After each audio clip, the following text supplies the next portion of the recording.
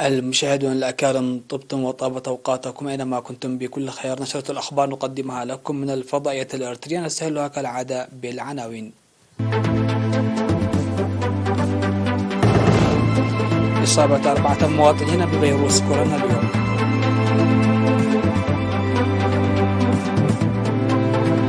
بحث التنمية والخدمات الإدارية في مدينة كرم.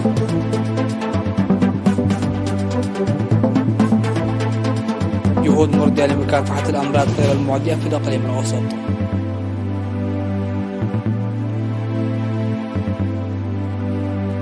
فرنسا تعلن مغادرة آخر فوج من جنودها من مالي.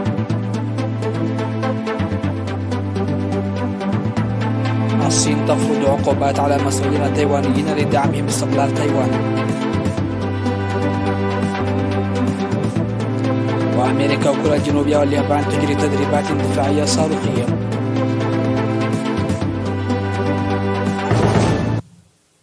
أهلا بكم إلى تفاصيل النشرة. أعلنت وزارة الصحة بأن الفحوصات المخبرة التي أجريت اليوم في الإقليم الأوسط قد أظهرت إصابة 4 مواطنين بفيروس كورونا، وكانت الإصابات في قجرة وسنبل وحزحز ودكم حرم. في غضون ذلك شفي 7 مرضى كورونا في الإقليم الأوسط، وبهذا بلغ عدد المصابين بفيروس كورونا في البلاد حتى الآن 10,141. شفي منهم 9,973 وتوفي 103 مريضا، فيما يتلقى 65 مرضى الرعاية الصحية في المستشفيات. وزارة الصحة 16 من أغسطس 2022. بحث مدير مدينة كرن السيد رزني أرأيا في اجتماعات عقدها مع السكان من 10 حتى 14 من أغسطس برامج التنمية والخدمات الإدارية، ودعا للدفع بأنشطة حماية التربة والمياه الجارية والتنمية الزراعية المطرية والمروية، وتوخي الحذر من غزارة الأمطار والرطوبة العالية من مرضى كورونا والملاريا، وحث على الاهتمام الكبير لصيانة وإصلاح الطرق الترابية المنجرفة بالسيول وتوريث الشباب القيم والتعليم. وقال إن المعرفة الدقيقة لتعداد السكان تساعد لتنفيذ برامج التنمية، ويجب تعزيز تعاون الشعب في الأعمال الجارية لتدقيق بطاقة الإقامة والحد من قطع الأشجار. ودعت الاجتماعات توفير الغاز لحماية الثروة الغابية واتخاذ الخطوات لإصلاح الطرق المنجرفة وتوسيع خدمات الكهرباء والمراقبة الجيدة لشاحنات صهاريج المياه.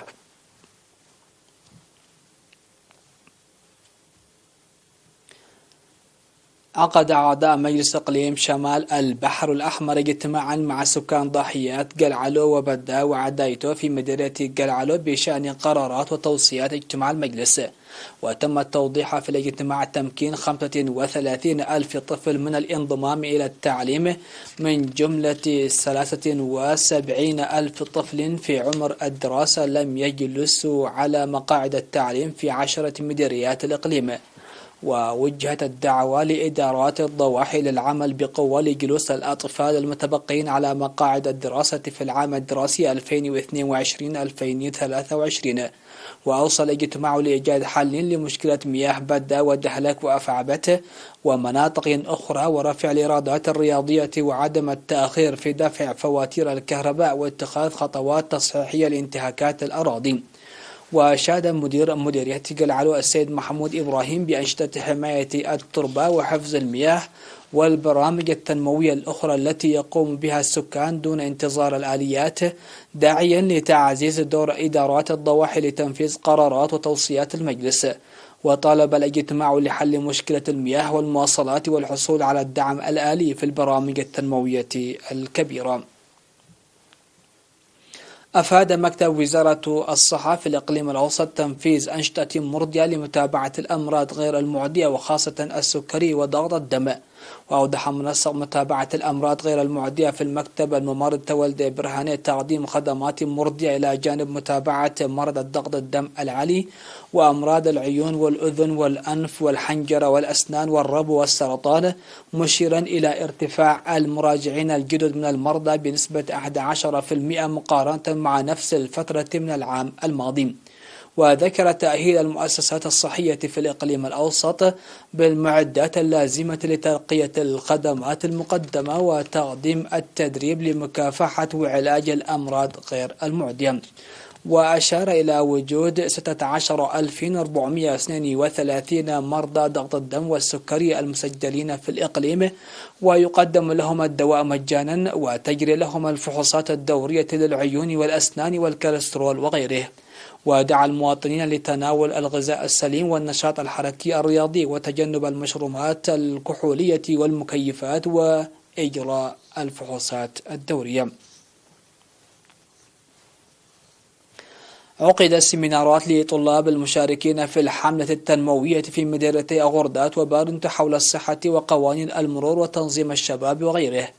وهدفت السيمينارات التوعية بالأمراض المعدية ومكافحة الجريمة والمخالفات القانونية وأهمية التعليم وتطوير الفكر الإيجابي.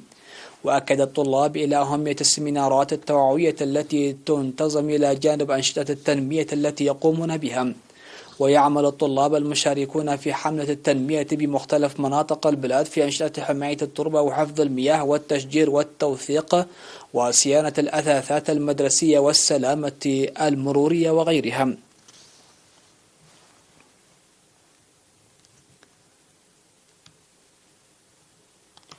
استشهد يوم 15 من أغسطس مسؤول الشؤون الرياضية سابقا المناضل منا تسفازقي عبا جابر عن عمر بلغ 76 عاما جراء مرض ألم به. التحق المناضل منا تسفازقي بصفوف الجبهة الشعبية لتحرير إريتريا في شهر يونيو عام 1978، وعمل قبل الاستقلال في جهاز التعليم في التدريس وإعداد الكتب، وبعد الاستقلال عمل حتى عام 1993 في وزارة التعليم، ومن 1993 وحتى 1994 في وزارة الإعلام والثقافة مسؤول لشؤون الرياضة، وساهم في تطور الرياضة. وبعد تسريحه من العمل الحكومي عام 1994 ظل يزاول نشاطه المدني وهو متزوج وأب ل5 أبناء. وقد وري جثمانه الثرى ظهر اليوم 16 من أغسطس في مقبرة الشهداء بأسمرة. وتعرب مفوضية الثقافة والريادة عن بالغ حزنها لاستشهاد المناضل منا تسفازقي، وتقدم تعازيها لأسرته ورفاقه وزملائه. نشرتنا لا زالت مستمرة من الفضائية الإريترية، لكن بعد الفاصل.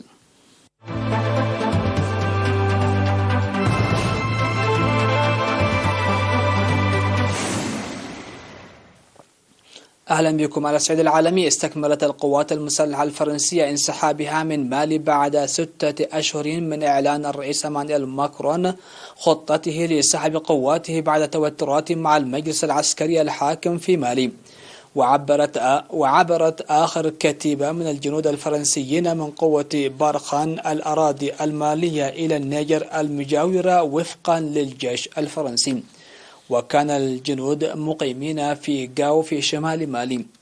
وبخروج الوحدات العسكرية الفرنسية من مالي تعيد قوة بارخان تنظيم صفوفها خارج البلاد حسب ما قال بيان الجيش الفرنسي، مضيفا أن التحدي اللوجستي الكبير تمت مواجهته بطريقة منظمة وآمنة. ذكرت وسائل إعلام رسمية صينية أن الصين فرضت عقوبات على 7 مسؤولين تايوانيين لدعمهم استقلال تايوان.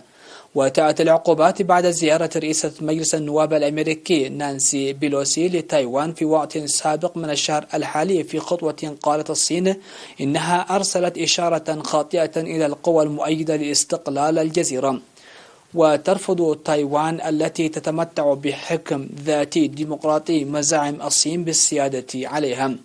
وقالت وكالة أنباء الصين الجديدة شينخوا إن من بين الذين عاقبهم مكتب شؤون تايوان في الصين هي سياوي بي كيم سفيرة تايوان الفعلية لدى واشنطن، وولتنغن كو الأمين العام لمجلس الأمن القومي في تايوان. وكانت الصين قد فرضت من قبل عقوبات على رئيس حكومة تايوان سو تسينغ تشانغ ووزير الخارجية جوزيف وو ورئيس البرلمان يو سي كون.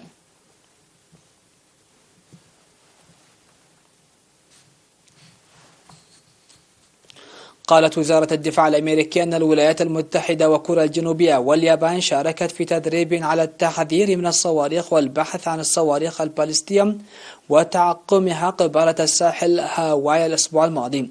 وأضاف البنتاغون في بيان أن التدريبات جرت في الفترة من 8 وحتى 14 من أغسطس. وأظهرت التدريبات التزام الدول الثلاث بالاستجابة إلى التحديات التي تشكلها كوريا الشمالية وحماية الأمن المشترك وتعزيز النظام الدولي القائم على قواعد حسب بيان وزارة الدفاع الأمريكية.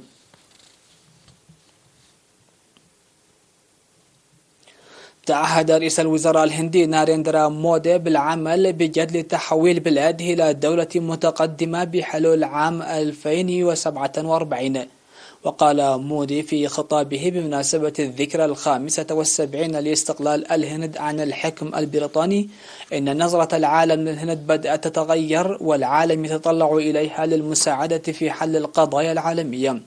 وأضاف مودي أن الهند تسترشد بقيم الاعتماد على الذات وروح الشراكة الدولية لتحقيق التميز في العلوم والتكنولوجيا وإقامة الصناعات وتحقيق أمن الغذاء والطاقة، لافتاً إلى أن جهود بلاده أدت بالفعل إلى دخولها في مصاف الدول الرائدة في مجال تكنولوجيا المعلومات والصيدلة وعلوم الفضاء والطاقة النووية المدنية.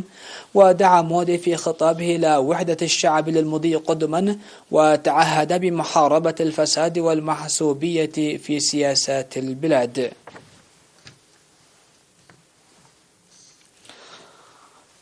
نهاية النشرة إليكم أهم ما جاء فيها. إصابة 4 مواطنين بفيروس كورونا اليوم.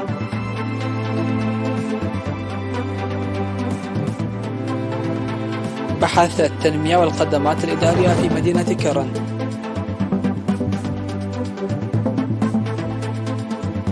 جهود مرضية لمكافحة الأمراض غير المعدية في الإقليم الأوسط.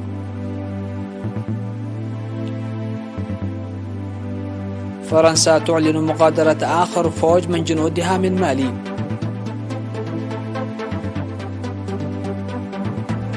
الصين تفرض عقوبات على مسؤولين تايوانيين لدعمهم استقلال تايوان. أمريكا وكوريا الجنوبية واليابان تجري تدريبات دفاعية صاروخية. مشاهدينا، بهذا الخبر نكون قد وصلنا وياكم إلى نهاية نشرة هذا المساء. هذه تحياتي وتحيات الفريق العام